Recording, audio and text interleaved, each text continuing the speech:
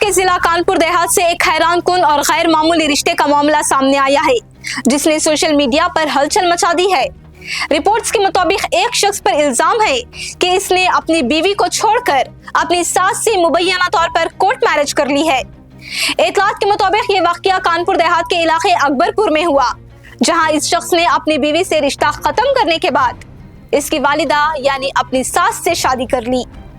अगरचे इस मुबैना शादी की तफसीलात महदूद हैं, लेकिन इस खबर ने सोशल मीडिया पर बड़े पैमाने पर तवज्जो हासिल कर ली है।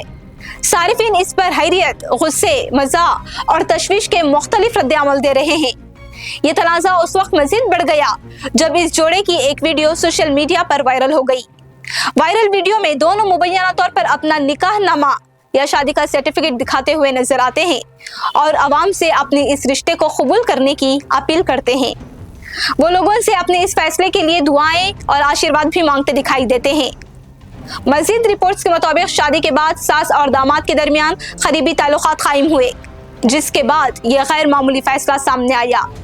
ताहम इस पूरे मामले पर अब तक कोई पुलिस शिकायत दर्ज नहीं की गई है और ना ही हुकाम की जानिब से किसी कानूनी कार्रवाई का ऐलान किया गया है।